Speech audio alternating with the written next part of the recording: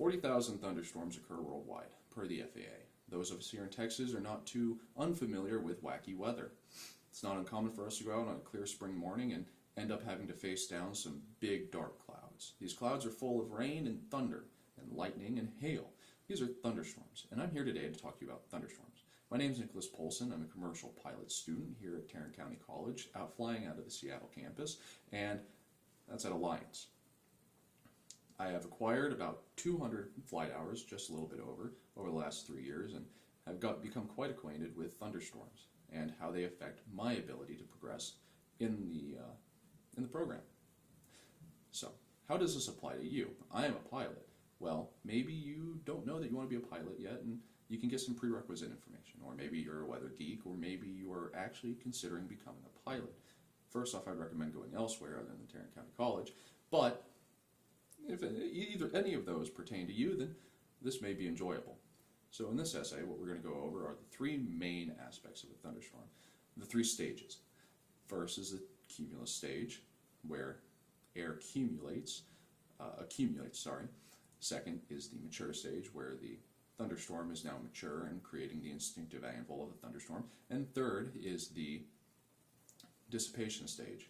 This is where the thunderstorm is leaving us. So let's get started. First off, with the cumulus stage, we have one major aspect of it and two dangers that need to be addressed. The major aspect is the updrafts. These updrafts are what cause it to form. This is what forms a thunderstorm. You will have lifting action in unstable air, lifting moisture.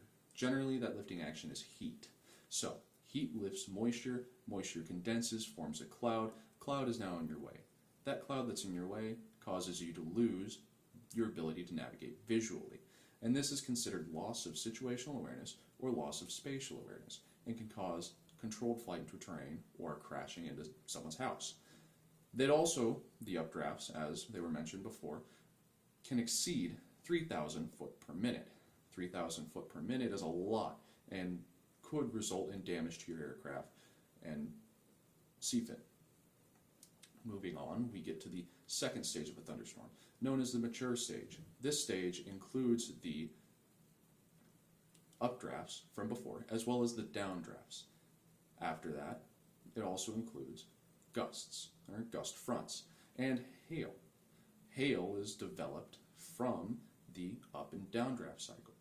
The up and downdraft cycle exists because the updraft is still updrafting. There's still heat causing thunderstorm to exist.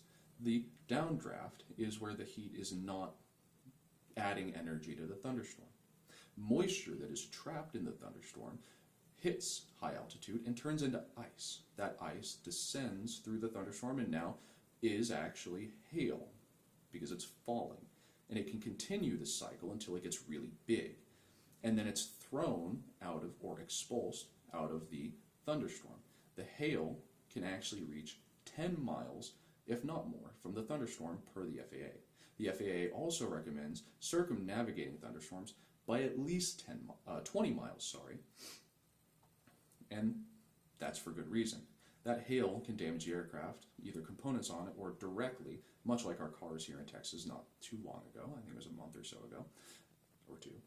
And well, you could CFIT, control flight into terrain.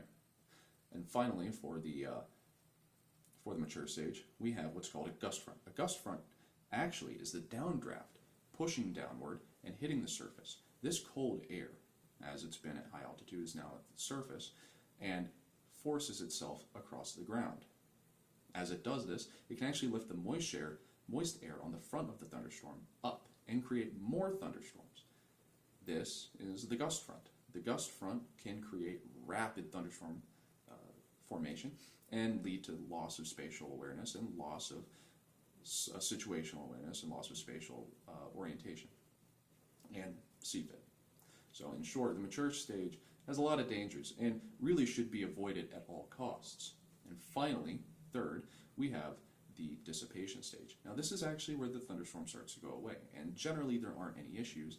However, there is one very large one, and that is downdrafts, after which we lose the convective activity that caused the thunderstorm, and what will remain is maybe some clouds for a short period at high altitude and rain.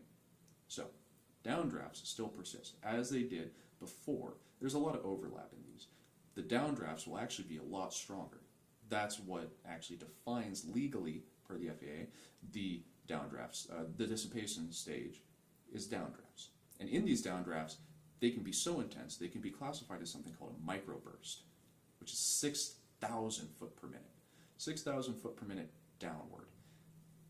If you're in an aircraft at 3,000 foot and you get hit by a 6,000 foot per minute downward force, you're going to be in the ground in 30 seconds.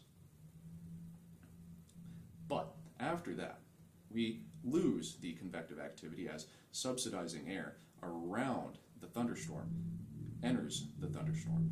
It's been heated through compression, but it's not moist. This air replaces puts a cap on the moist air and stops the updrafts. It's not able to lift anymore. After this, the thunderstorm will start to dissipate at the surface upward, and you will see light showers, but these are generally not an issue with aviation. An aircraft can fly through them no problem, but it's still something to take into account. Now, in conclusion, thunderstorms are a huge danger to aviation. They're not something to be messed around with.